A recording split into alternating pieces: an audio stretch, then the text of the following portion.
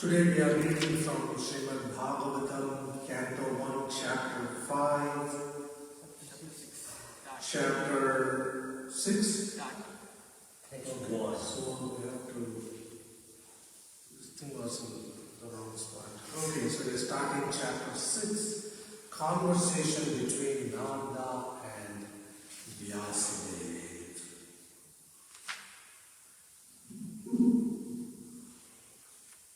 Sutta Uvacha Evam Nisamya Bhagavan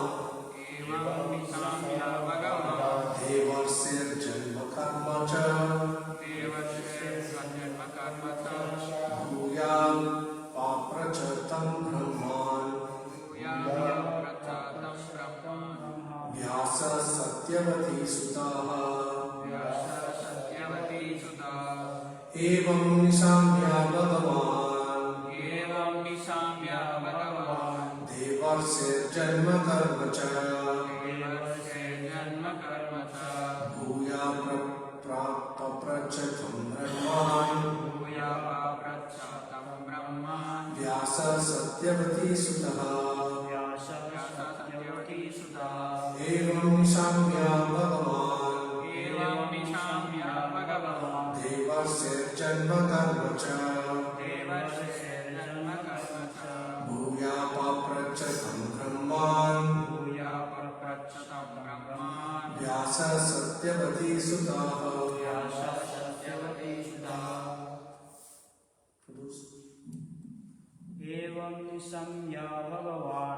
Evam Nisamya Bhagavan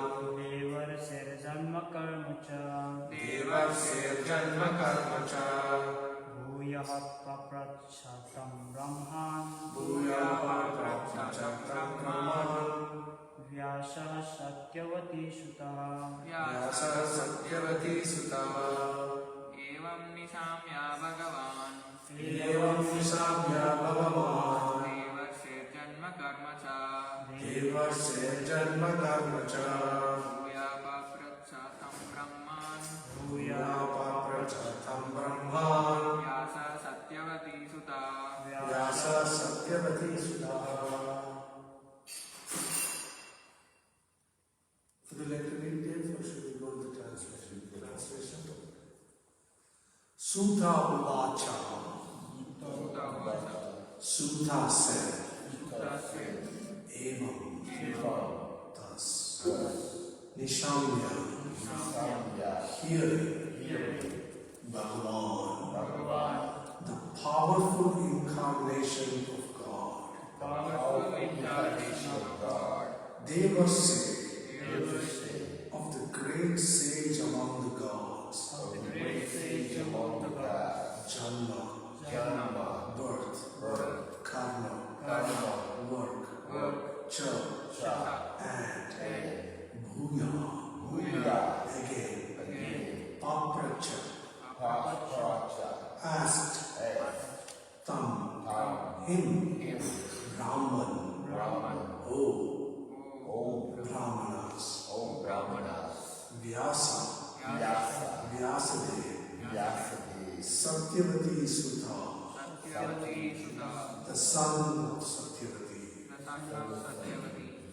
Translation. Sutta said, O Brahmanas, thus hearing all about Sri Narada's birth and activities, Vyasadeva, the incarnation of God and son of Satyavati, inquired as follows. Purport by His Divine Grace, A.C. Bhaktivedanta Swami Srila Prabhupada ki jai. Vyasadeva was further inquisitive to know about the perfection of Naradaji, and therefore he wanted to know about him more and more. In this chapter, Naradaji will describe how he was able to have a brief audience with the Lord while he was absorbed in the transcendental thought of separation from the Lord, and when it was very painful for him. Sutta said, O Brahmanas, thus hearing all about Sri Narada's birth and activities, Vyasadeva, the incarnation of God and son of Satyavati, inquired as follows.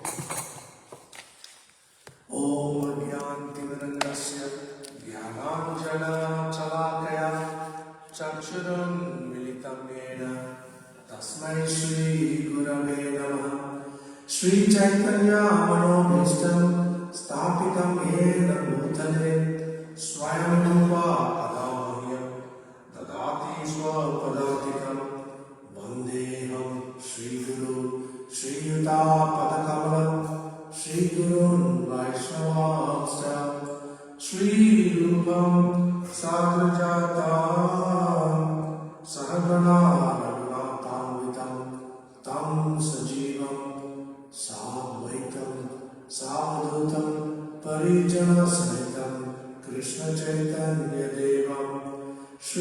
Radha Krishna Pada Sahagana Lalitash Shri Vishakhamritamscha He Krishna Karuna Sindhu Dinabandhu Jaganpate Gopesha Gopika Kanta Radha Kanta Namostute Tapta Kanchana Gaurani Radhe Vrindavaneshwari Vrishabhanu Sukare Devi Pranamami Haripriye Vancha Kalpatarubhyascha Kripa Sindhubhya Evacha Patitanam Pavanebhyo Vaishnavebhyo Namo Namaha Namo Vishnupadaya Krishna Prasthaya Bhutale Shrimate Bhakti Vedanta Swami Niti Namine Namaste Saraswati Devi Gauravani Pracharine Nirvishesha Shunyavani Paschatya Sakarine Jai Shri Krishna Chaitanya Prabhu Nityananda Shri Advaita Gadadhara Shivasadi Gauravakta Vrinda Hare Krishna Krishna Krishna Hare Hare Hare Rama Rama Rama Hare Hare Mukham karoti vachalam Bhagavan Dhayate Yad Kripa Tamamane Shri Guru Dinatara Paramananda Madhavam Shri Chaitanya Ishwaram Hare Krishna. I welcome you all to Shrimadbhagavatam class here at Sri Devasagan Mandir, the eternal home of Srila Prabhupada and Sri Sri Radha Kunjabihari. Srila Prabhupada's Bhagavad Gita, as it is, has been translated into practically all the major languages of the world and distributed in the hundreds and thousands, perhaps millions. In the 9th chapter, Krishna tells Arjuna, Rajavidya Rajaguhyam Pavitram Vidam Uttamam Pratiksha-Udamam Dharmyam Susukam Kartum. That this knowledge that I am imparting to you is the king of all education, the most secret of all secrets. Millions of copies of this divine secret book have been distributed all over the world. Yet Krishna is telling Arjuna, this is the most secret of all secrets. How is that possible? Anybody can get a hold of this book in their own language and read it, and all the secrets will be out in the open. So how is it a secret?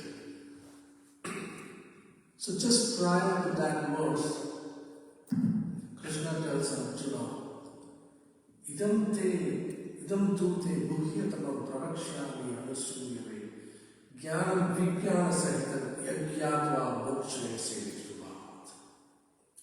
One of the qualifications to understand Krishna through all the knowledge that is being presented in these books is that one must be non-envious.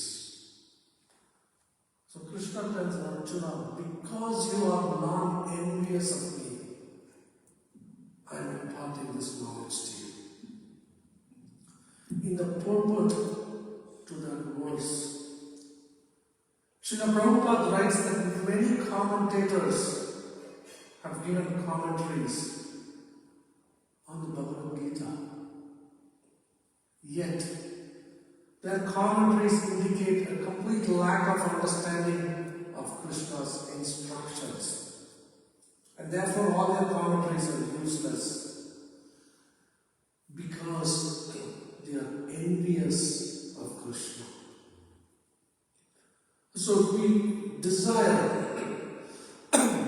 to understand the personality of Godhead, And the message he is giving us, we must be non-envious of Krishna. In the Mahabharata, we read about this great battle that happened between the Kauravas and the Pandavas. We know the story. The Pandavas were rightfully the owners of the kingdom. They were supposed to rule. But their highly envious cousin Duryodhana and his brothers, there were 100 brothers. Duryodhana was the oldest, and he was so envious of the Pandavas.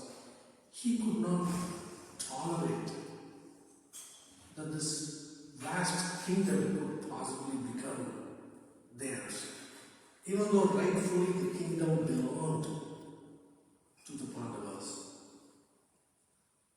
So throughout, beginning from their childhood up until they were adults, Duryodhana schemed with his brothers to try to destroy the Pandavas, the 5 brothers. He tried to poison them. He tried to burn them in a flammable mansion. And in so many ways he tried to end their lives. Then finally culminated in the Pandavas losing a gambling match and being exiled to the forest. Now throughout all of this, the father of the Kauravas, Dhritarashtra, he was silent. Even though it was plain to anybody that his sons were acting in ways completely contrary to the principles of dharma, he didn't say anything. Now, Dhritarashtra had a brother. His name was Vidura, who was also his minister and advisor. Now, Vidura was a pure devotee of Krishna. Vidura was actually Yamaraj, the superintendent of death. Because of some curse, he was forced to accept a body in this world as the son of a maidservant, a mistress. So he was born to the same father as Dhritarashtra, but through a different mother. So in this way he was a brother to Dhritarashtra. And because he was a pure devotee of Krishna, he was concerned about the well-being of everybody. So he wished well not only to the Pandavas, who were his nephews, but he was also well-wisher of the Kauravas, who were also his nephews. So in many different ways he counseled his brother Dhritarashtra. He counseled Duryodhana. But Duryodhana was so envious, he could not take this good advice that Vidura was giving him. In the meantime, the Pandavas, knowing that if anybody could broker a truce between the two groups and prevent war, it was Krishna. So Yudhishthira Maharaj, the oldest of the Pandavas, he requested Krishna to be their emissary and meet with the Kauravas. So the personality of God himself, as a mediator, he met with them. And Krishna said to the Kauravas, headed by Duryodhana, you just give the Pandavas 5 villages and you could have the rest of the kingdom, which was practically the whole world at that time. He said, just give them 5 villages and you can rule over the rest of the world. Do you know what Duryodhana said to Krishna?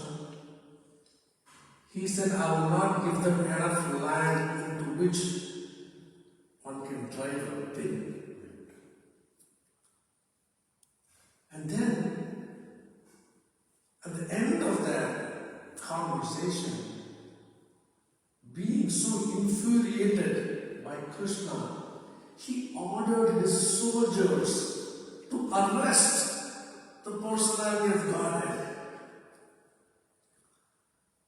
And in the Mahabharata we read, when this insolent, envious personality Duryodhana gave his soldiers such an order, the Lord manifested a universal form.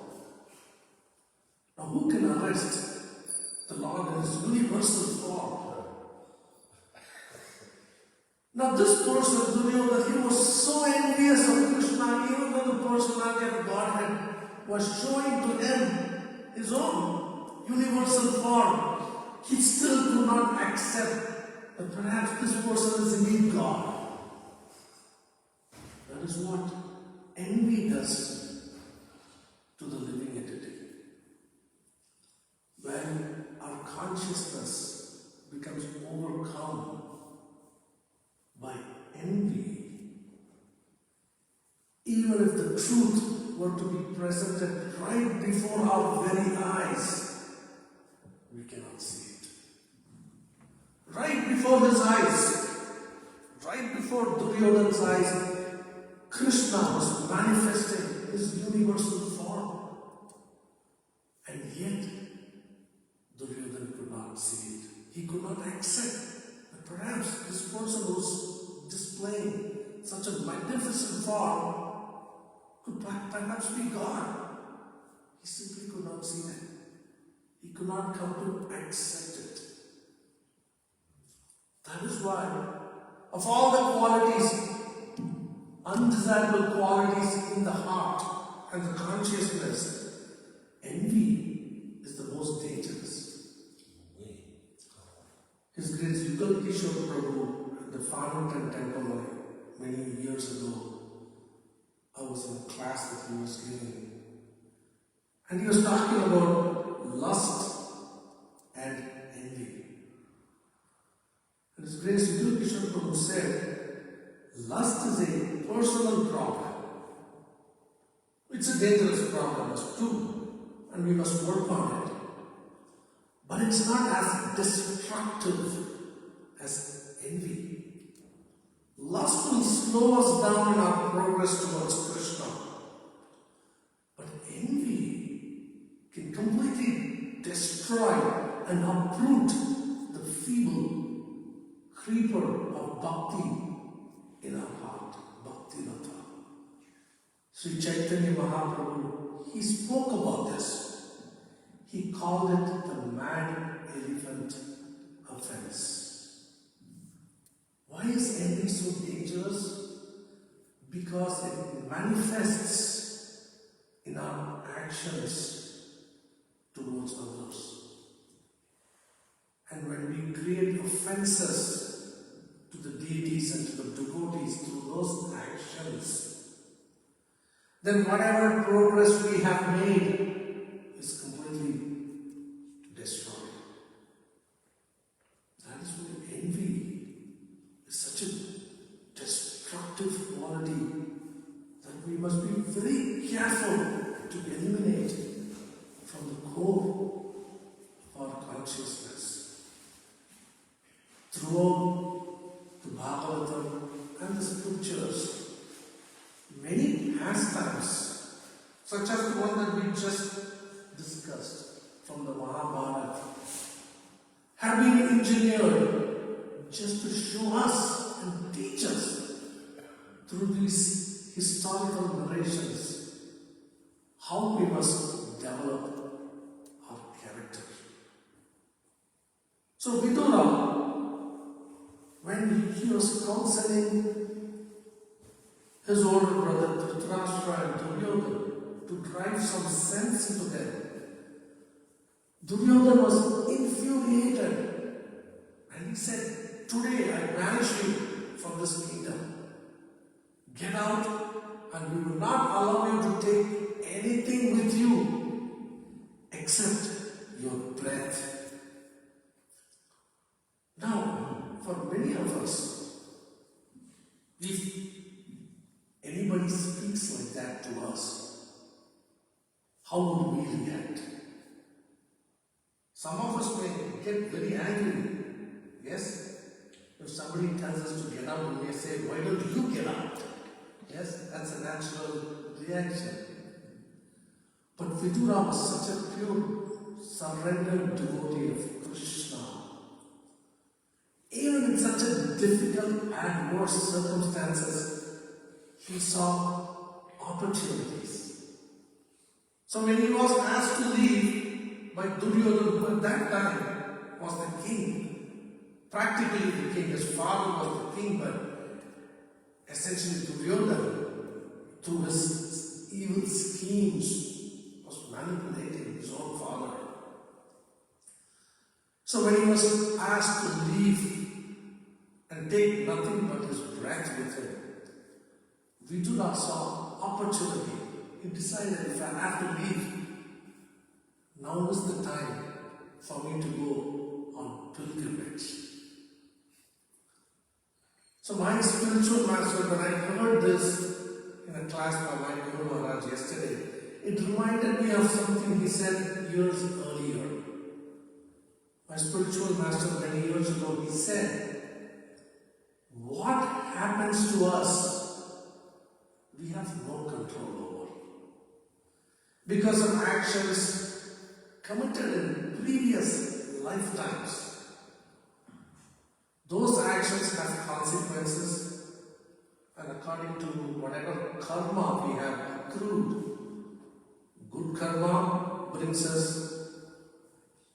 enjoyment and bad karma brings suffering. But those were actions created in previous lives. We have no control. Those effects are coming to us now. We cannot change that. But what we do have control over is how we react to adverse circumstances when they come upon us in our lives. So Vidura had no control over the actions of Dhritarashtra or Duryodhana.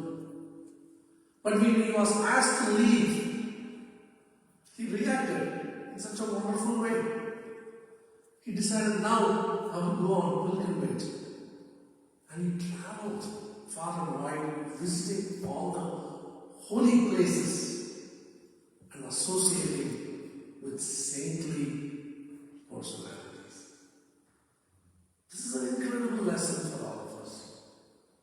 So when we read these scriptures, it is not merely a formality.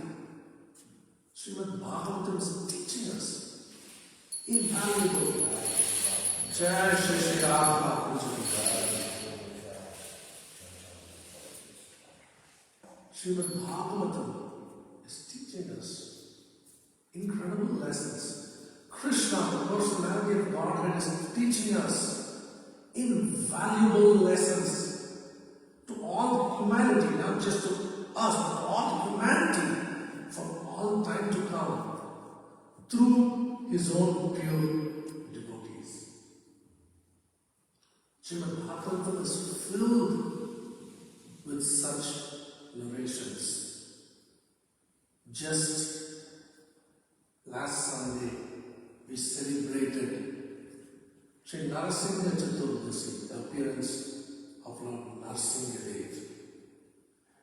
How many times have we heard that pastime? We also enjoyed a wonderful drama.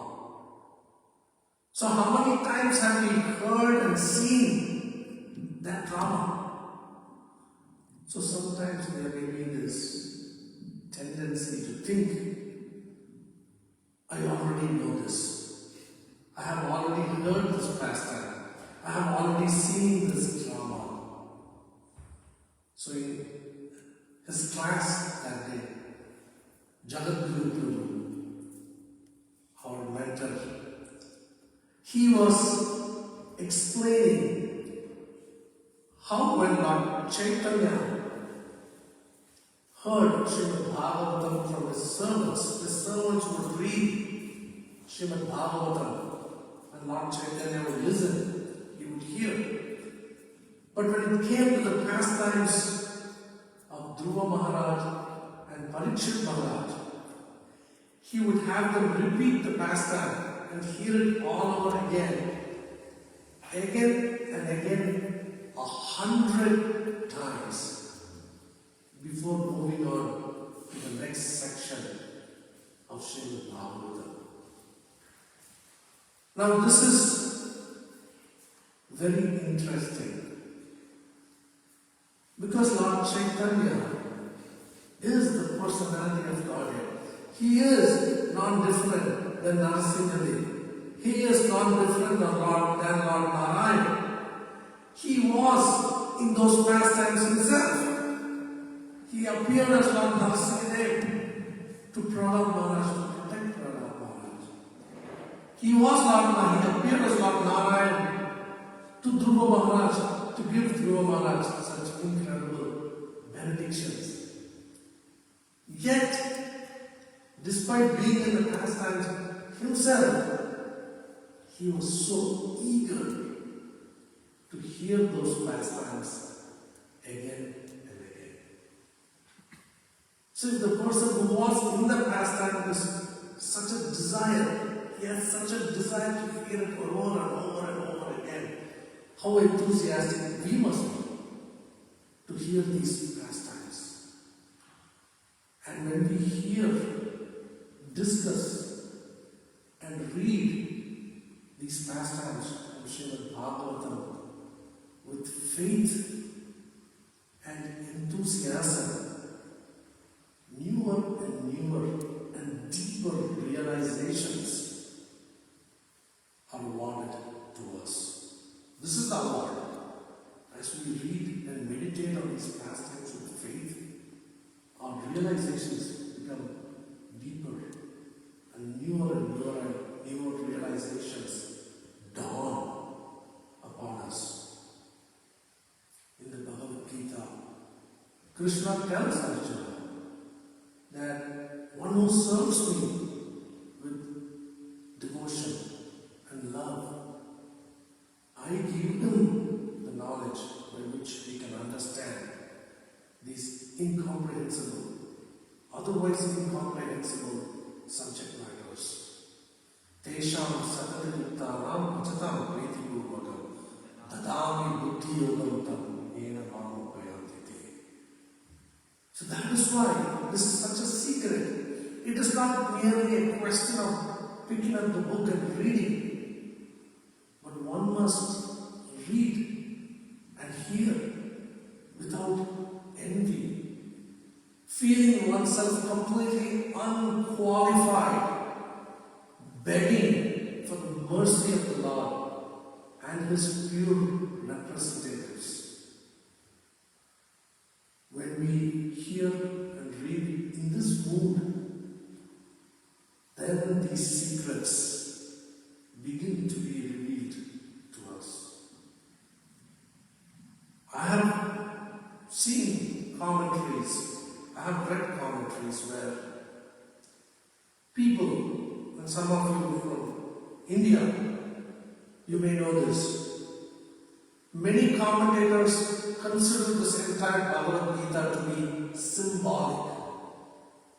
The 5 horses on the cover page are considered to be the different senses, and the reams are considered to be the intelligence, and this whole conversation is simply a symbolic narration to teach humanity lessons. This is what many commentators have written. Because they are envious of Krishna, they cannot understand that this is actually a historical narration that Krishna, God, is a person who has spoken this Bhagavad Gita to his dear friend and devotee Arjuna.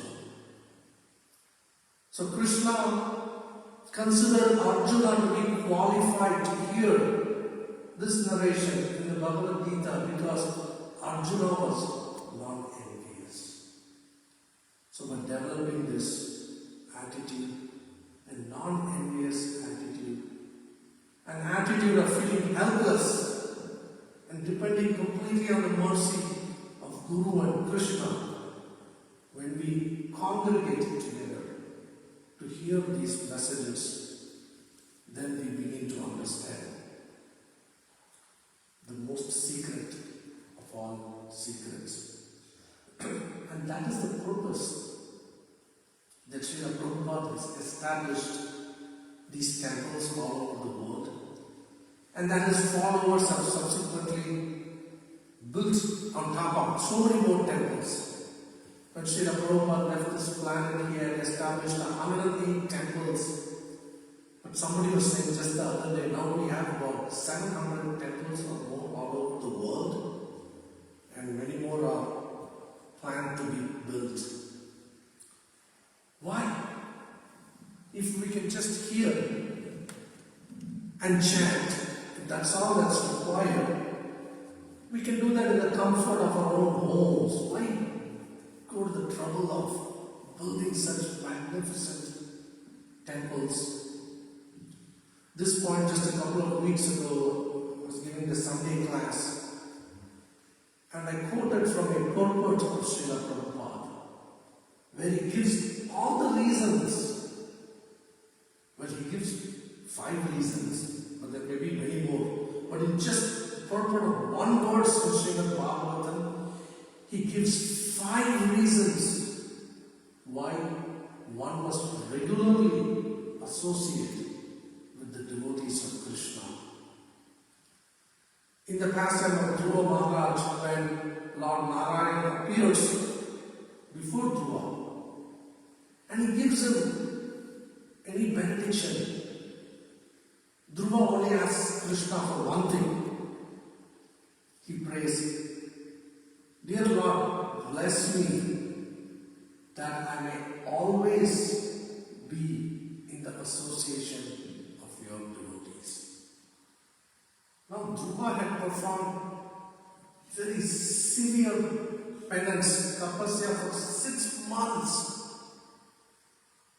just for one reason. He wanted to attain a kingdom greater than his own great-grandfather Brahma. All that trouble, 6 months of severe penance, and yet when Krishna appeared before him, ready to give him that benediction, what did Dhruva Maharaj want? Let me always be in the association of your devotees. Srila Prabhupada writes in the purport to that verse that bhakti, transcendental devotional service, cannot be complete unless one is in the association of devotees.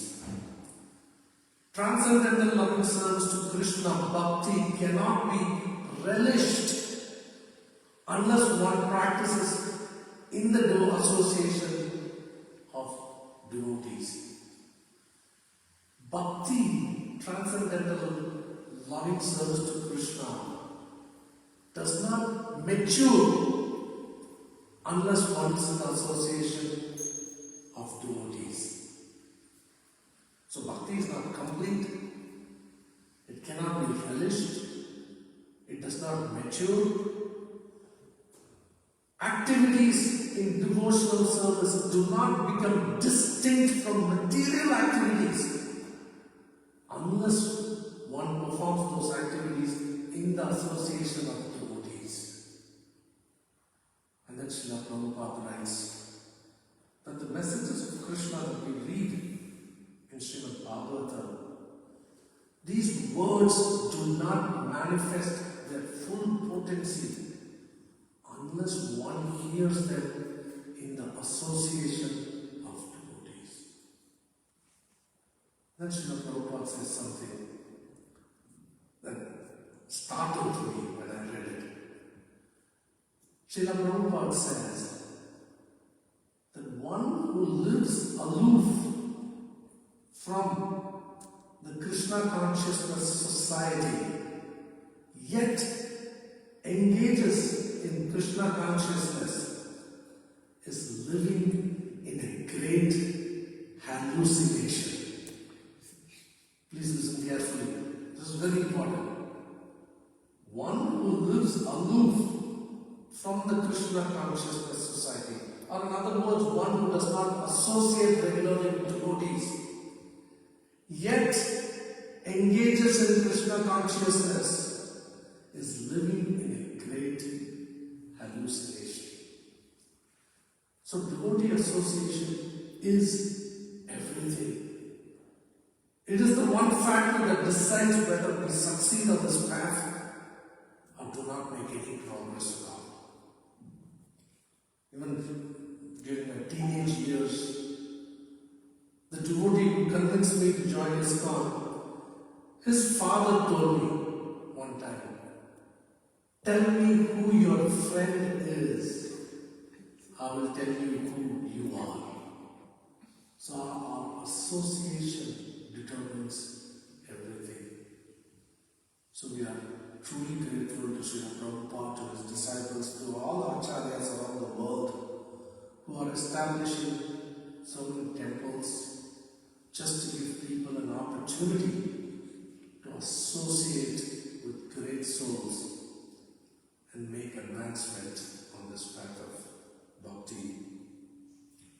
And for us who are assembled here in Sri Devasaran Mandir, the holiest of all holy places, it is such a great benediction. So many thousands of miles away from the holy land of India, we are sitting here discussing Shrimadbhagavatam. What a great benediction. We are grateful to Srila Prabhupada for giving us this matchless gift that is giving all of us an opportunity to perfect our lives in this very lifetime. Thank you very much. Are there any questions, any comments, any realizations anybody would like to share? Like you said, not to be envious, not like how to cultivate not to be envious, like how to be like that.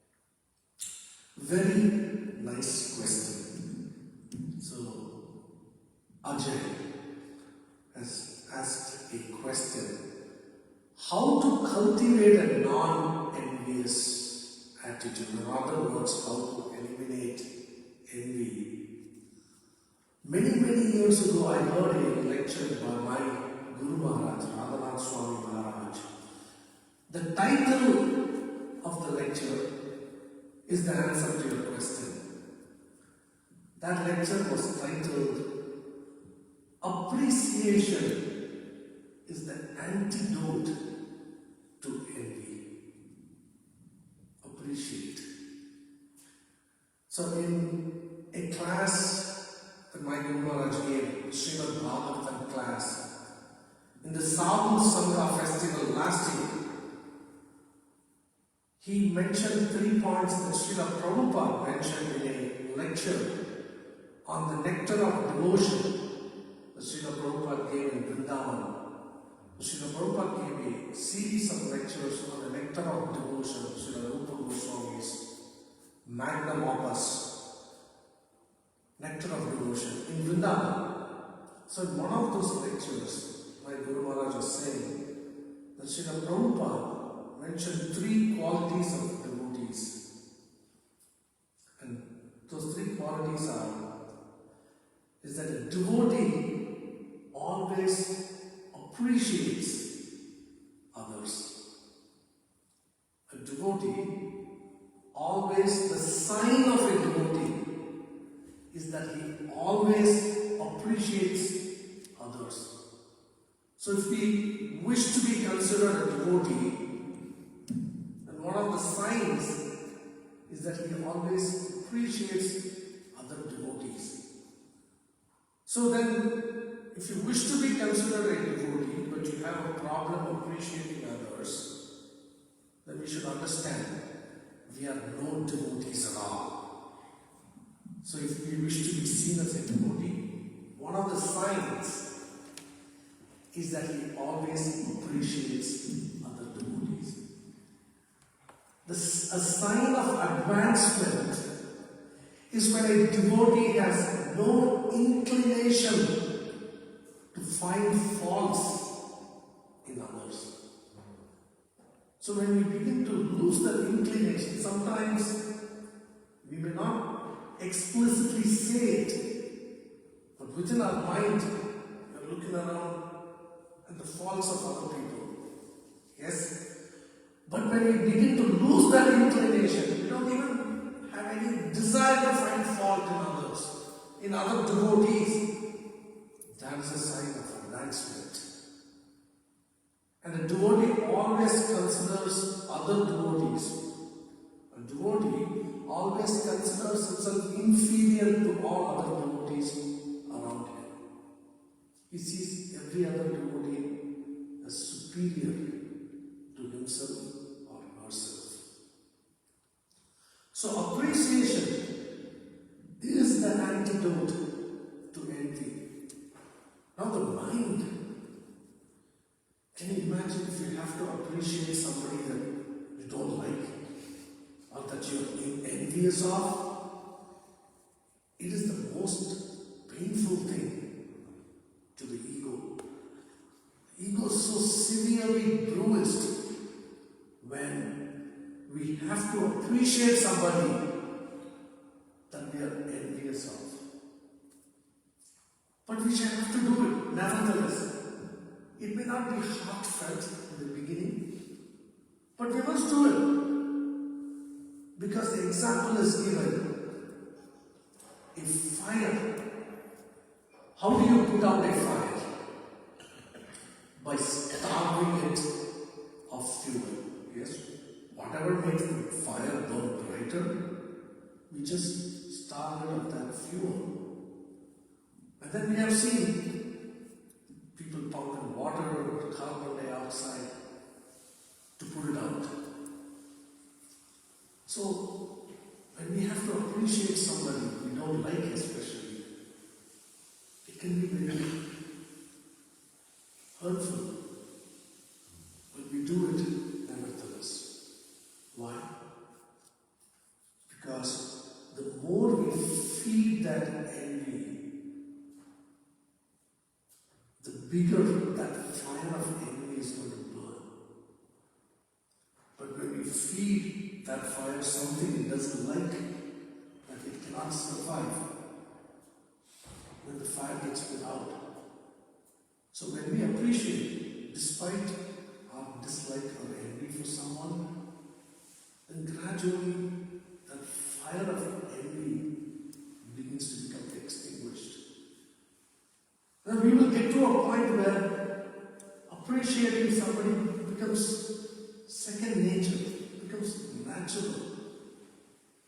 And we know from our own experiences, we see sometimes devotees to Jagadguru Prabhu. I've seen so many times when he's appreciating somebody, even just to be there hearing their appreciation, even though it's directed at somebody else, it brings some joy to anyone who hears it. Because it's such a wonderful Vaishnava thing to do, to appreciate others. It's a sign of a devotee, Srila Prabhupada says. So as we appreciate, fire of envy is completely extinguished. And then appreciation becomes such a natural, joyful thing to do. We have seen that happen. So many devotees, they like to just give credit to somebody else. When we say, Prabhu, I have done such a nice thing, say, oh Prabhu, it's because you set everything up, I was able to do it. All glory to you, all credit should go to you. Because it becomes natural to appreciate others, it becomes such a joyful process. So appreciation is the antidote to envy. Does that answer your question? Thank you. Thank you very much. Any other questions, realizations?